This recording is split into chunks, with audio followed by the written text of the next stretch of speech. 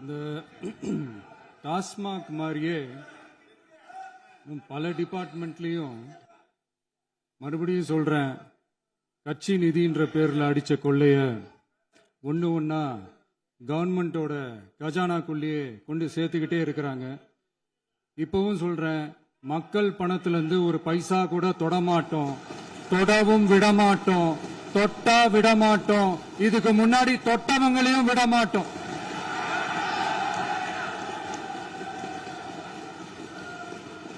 ஒவ்வொரு ஊழலா வெளியில வரும் போலயே ஒவ்வொரு வேஷமா கலைஞ்சிரும் போலயே இங்க இருக்கிற நிறைய பேரு நடுங்கி போய் இதுல நம்ம மேல அவதூறு வேற. இப்ப புதுசா ஒரு வெப்பன் ஒண்ணு கொண்டு வந்திருக்காங்க. அது என்ன தெரியுமா? அவங்க தயவால தான் நம்ம ஆட்சி நடக்குதான். மக்கள் தயவால இந்த ஆட்சி நடந்துகிட்டு இருக்கு. மனசாட்சி உள்ள சக்திகளோட ஆதரவால இந்த ஆட்சி நடந்துகிட்டு இருக்கு. நாங்க தான் அனுப்பி வச்சோம் அப்படின்றாங்களே. அனுப்பி வச்சவங்களுக்கு மினிஸ்ட்ரியில இடம் கொடுத்தா ஏன் கதறீங்க? ஏன் இவ்வளவு கோவம்? ஏன் இவ்வளவு கதறல்? இதுல இன்னொரு முக்கியமான விஷயம், மார்க்சிஸ்ட் கம்யூனிஸ்ட் கட்சி நமக்கு ஆதரவு கொடுத்தது சுயேட்சையா எடுத்த முடிவுன்னு சொல்றாங்க. அதே மாதிரி இந்திய கம்யூனிஸ்ட் கட்சி நமக்கு ஆதரவு கொடுத்தது சுயேட்சையா எடுத்த முடிவுன்னு சொல்றாங்க. இதுல எங்க இருந்து நாங்க தான் அனுப்பி வச்சோம்னா புரியலையே. மக்களுக்கு நல்லா புரியும், எல்லாத்தையும் தெளிவா பார்த்துக்கிட்டு இருக்கிறாங்க.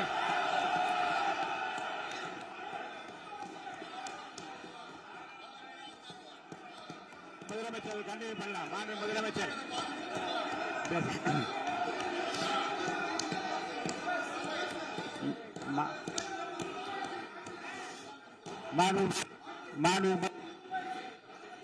முதலமைச்சர் கண்டினியூ பண்ணலாம்.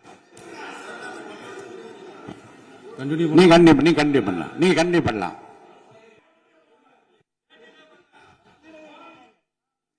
இந்த சமூக நீதி அரசுன்னு சொல்றவங்களை பார்த்து கேட்கிறேன், நம்ம பட்டியலின சகோதரர்களுக்கு எத்தனை அமைச்சர் பதவி கொடுத்தீங்கன்னு கொஞ்சம் சொல்ல முடியுமா? ஆனா நம்மளுடைய அரசுல 8 அமைச்சர் பதவிகள் யாருக்கு? நம்ம பட்டியலின சகோதரர்களுக்கு. எல்லாம் நம்ம அண்ணன், நம்ம தம்பி, நம்ம தங்கச்சிங்க. அண்ணல் அம்பேத்கர் அவர்களுடைய கிட்டத்தட்ட 100 ஆண்டு கால கனவு இப்ப நிறைவேறி இருக்கு. நான் ஏன் கொஞ்சம் சவுண்டா பேசுறேன் அப்படின்னா அவங்களுக்கு கேட்கணுன்றதுக்காக, தப்பா எடுத்துக்காது.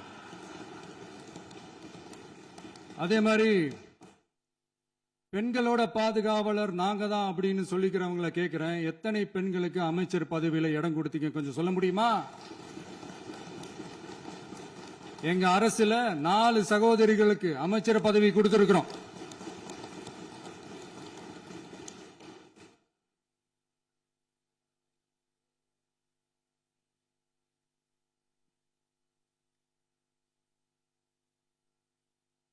அதனால மக்களால் நிராகரிக்கப்பட்டு மக்களால் அகற்றப்பட்டவங்களுக்கு ஒன்னே ஒன்னு சொல்லிக்கிறோம், தப்பே செய்ய மாட்டோம், ஊழலே செய்ய மாட்டோம், நேர்மையா தான் இருப்போம், நியாயமா தான் இருப்போம் அப்படின்னு சொல்றவங்களால மட்டும்தான் கூட்டணி ஆட்சி அமைக்க முன்வரும். ஆட்சியிலையும் பங்கு, அதிகாரத்திலையும் பங்கு கொடுக்க முன்வரும். ஊழல்லையே ஊறி போனவங்களால இந்த கூட்டணி ஆட்சியோ, ஆட்சியிலையும் பங்கு, அதிகாரத்திலையும் பங்கு கொடுக்க முன்வராது. மெஜாரிட்டி இருந்தாலும் தரமாட்டாங்க, மெஜாரிட்டி இல்லைனாலும் தரமாட்டாங்க. கேட்டா ரெடிமேடா ஒரு பதில் ஒண்ணு வச்சிருப்பாங்க, கூட்டணி ஆட்சியை மக்கள் விரும்ப மாட்டாங்கன்னு. அதே மக்கள் தான் இப்ப அவங்கள பார்த்து சிரிக்கிறாங்க. நான் பதவி ஏத்த அன்னைக்கு கொஞ்சம் டைம் அவகாசம் கேட்டேன்.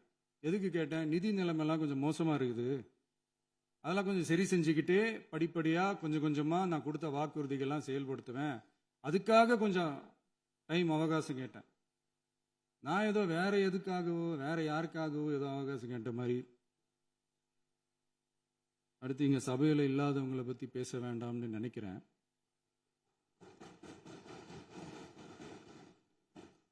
இங்க நம்மளை பத்தி அவதூறு பரப்புறதோட மட்டும் இல்லாம இப்ப நம்ம மக்கள் மேலேயும் அவதூறு பரப்ப ஆரம்பிச்சிட்டாங்க. மக்கள் நமக்கு ஓட்டு போட்டது தப்பான், குடும்பம் குடும்பமா நமக்கு ஆதரிச்சது தப்பான். இது இப்ப இல்ல, நான் சொல்றது எம்ஜிஆர் அவர்கள் காலத்திலிருந்தே. அப்பவே அவர் ஜெயிச்சப்போ அதே மக்களை தப்பு தப்பா பேசுறது. மக்கள் என்ன பண்ணிட்டாங்க, எம்ஜிஆர் என்ன பண்ணிட்டாரு, எம்ஜிஆர் என்ன இது பண்ணிட்டாரு. 50 வருஷமா ஒரே டெக்னிக்கா.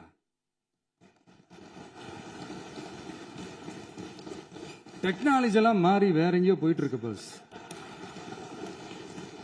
இதுல கொஞ்சம் டெக்னிக்காச்சும் கொஞ்சம் மாத்தினா கொஞ்சம் நல்லா இருக்கும். அதனால மக்களுக்கு யூஸ்ஃபுல்லா இருக்கிற மாதிரி இந்த ஆக்கப்பூர்வமான கருத்துக்களோ ஆக்கப்பூர்வமான யோசனைகளோ இருந்தா சொல்லுங்க, அதை நாங்க டெஃபரெண்டா எடுத்துக்கிறோம். ஆனா அதை விட்டுட்டு இந்த நக்கல் நையாண்டி சம்பந்தம் இல்லாத பேச்சு இதெல்லாம் பேசிட்டு அப்புறம் முதல்வர் பதில் சொல்லல, முதல்வருக்கு பதில் சொல்ல தெரியல அப்படின்னா அப்புறம் என்ன சோஃபா மாடல் ஆட்சியா?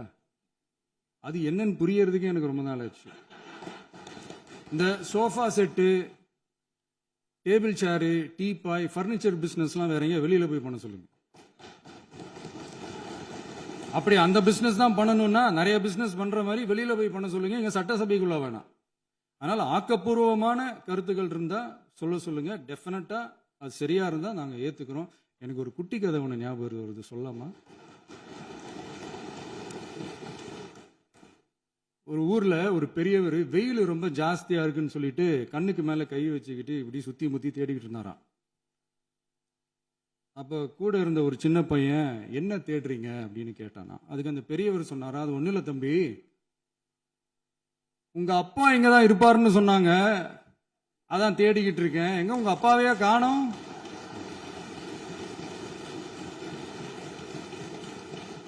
இல்ல அந்த எங்களுக்கும் நக்கலா நையாண்டியா சம்பந்தம் இல்லாத குட்டி கதை இதெல்லாம் எங்களுக்கும் பேச தெரியும்.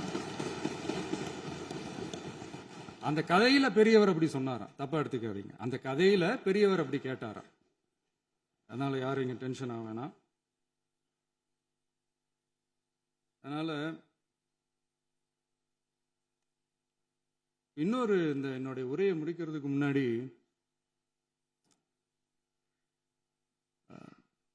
போயிட்டாங்க, பேசலாமா? உங்க கருத்துக்களை நீங்க முழுமையாக மன நிறைவோடு பேசலாம். டிவியில் பார்த்தோம். சரி, அதான் 5 நிமிஷம் பேசுனதுக்கே கொளத்தூரி இந்த ஆட்டம் அடிச்சு பேசுனா அப்புறம் என்ன பண்றது? கடைசியா நான் இந்த உரையை முடிக்கிறதுக்கு முன்னாடி ஒரு முக்கியமான ஒரு விஷயம் பத்தி சொல்லணும். ஆளுநர் உரை அன்னைக்கு இந்த தமிழ் தாய் வாழ்த்துக்கு அப்புறம் தேசிய கீதம் பாடினது தப்பு, தேசிய கீதம் 2 முறை பாடினது தப்பு. அப்படி ஒரு நிகழ்வு இதுக்கு முன்னாடி இந்த சட்டசபையில நடந்ததே கிடையாது. அந்த மரபையே மாத்திட்டீங்க. இப்படி ஒரு பெரிய ஒரு போர் மாதிரி எதிர்கட்சியை சார்ந்தவங்கலாம் சொன்னாங்க இல்லையா? அந்த மாநில உரிமை போராளிகளை, அந்த மரபு காக்கிற உரிமை போராளிகளை ஒரே ஒரு கேள்விதான் கேட்கணும். 2021 ஆகஸ்ட் 2 ஞாபகம் இருக்கா? Centenary celebration of Tamil Nadu legislature. அந்த ஃபங்க்ஷன்ல நம்ம முன்னாள் முதலமைச்சர் கருணாநிதி அவர்களோட கலைஞர் அவர்களுடைய கலைஞர் அவர்களுடைய புகைப்படத்தை மாண்புமிகு குடியரசுத் தலைவர் திறந்து வைக்கிற ஒரு ஃபங்க்ஷன். அந்த ஃபங்க்ஷன்ல national anthem followed by Tamil Thai Vazhthu அப்படின்னு அறிவிச்சது ஞாபகம் இருக்கா? அதாவது தேசிய கீதத்துக்கு அப்புறமா 2வது முறையா, நோட் திஸ் பாயிண்ட் மாண்புமிகு பேரவைத் தலைவர் அவர்களே, பிளீஸ் நோட் திஸ் பாயிண்ட். தேசிய கீதத்துக்கு அப்புறம் 2வது முறையாக தமிழ் தாய் வாழ்த்து பாடப்படும் அப்படின்னு சொன்னது ஞாபகம் இருக்கா? அதுவும் முத்தமிழ் அறிஞர் அப்படின்னு சொல்ற நம்ம கலைஞர் அவர்களுடைய அந்த புகைப்படம் வெளியிட்டு விழாவில் அவர் இருந்த இதே சபையில தமிழ 2வது இடத்துக்கு தள்ளினது யாருன்னு ஞாபகம் இருக்கா? அது மட்டும் இல்ல, அந்த தேசிய கீதத்தை நாட்டுப்பண் நேஷனல் ஆந்தம்னு சொல்லி அதே ஃபங்க்ஷன்ல கடைசியா ஃபங்க்ஷன் முடியும் போது செகண்ட் டைம் தேசிய கீதம் பாடினதும் ஞாபகம் இருக்கா? இதே அவையில் தான் அது அவை குறிப்பிலும் இருக்கிறது. இதே அவையில் தான் நடைபெற்றது. இந்த தக்க நேரத்தில் இந்த ஆதாரங்களை அளித்த மாண்பு முதல்வர் அவர்களுக்கு நன்றியை தெரிவித்துக் கொள்கிறேன். ஏதாவது டவுட் இருந்தா இந்த புக்கை பார்த்து தெரிஞ்சுக்கலாம். அதனால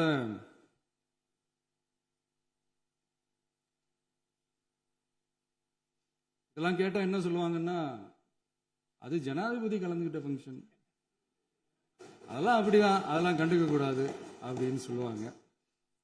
இதே மாதிரிதான் பேசுறது ஒண்ணு, செய்யறது ஒண்ணு, செய்யறது ஒண்ணு, பேசுறது ஒண்ணு. இதெல்லாம் மக்கள் பார்த்துக்கிட்டு இருக்காங்க. எலெக்ஷனுக்கு முன்னாடி தான் அப்படி செஞ்சுக்கிட்டு இருந்தாங்க. இப்போ எலெக்ஷனுக்கு அப்புறம் அதே தான் செய்யறாங்க. இந்த விஜயையும் சாமானியர்களின் உண்மையான சமூக நீதி அரசையும் அவமானப்படுத்துறதுக்கு தான் அவங்களோட அந்த பொலிட்டிக்கல் சீனியாரிட்டி அது பயன்படுத்துது போல. சரி, செய்யட்டும் செய்யட்டும், நல்லா செய்யட்டும். இப்போ ஆனாலும் நம்மளுடைய மாநில உரிமை, மொழி உரிமை, உத்தம உத்தரர் போல வேஷம் போடுற எதிர்கட்சிக்கு ஒன்றை மட்டும் ஆணித்தரமாக சொல்றோம்.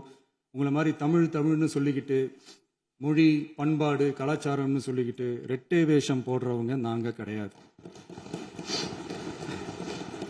உலகெங்கும் வாழும் என் தமிழ் சொந்தங்களுக்கு நம்முடைய உத்தரவாதம் தமிழ் தான் எங்க உயிர் நாடி அப்படின்றத மறக்க மாட்டோம்.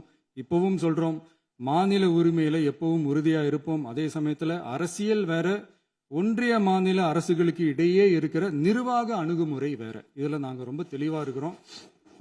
அதனால எங்களுக்கு பாடம் எடுக்கிறதா நினைச்சுக்கிட்டு உங்க வேஷத்தை நீங்களே கொஞ்சம் கொஞ்சமா கலைச்சிக்கிட்டே வரீங்க, மறந்துடாதீங்க. அப்புறம் நேத்து எதிர்கட்சி தலைவர், மாண்புமிகு எதிர்கட்சி தலைவர் பேசும்போது நிறைய பேசினாங்க. அதுல ஒண்ணு மட்டும், அரசு சொல்றதா நினைச்சுக்கிட்டு நம்மளை இன்டைரக்டா ஈவில் அப்படின்ற அந்த வார்த்தையை யூஸ் பண்ணாங்க. எனக்கு ஒண்ணுதான் சொல்லணும்னு தோணுது. ஈவில்ஸ்னு டெவில்ஸ் பேசக்கூடாது.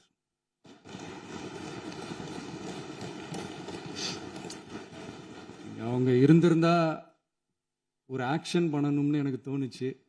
எல்லாரும் போயிட்டாங்க. பர்மிஷன் பண்ணலாமா? இப்பவும் பண்ணலாம், ஒன்றும் தப்பு இல்லை.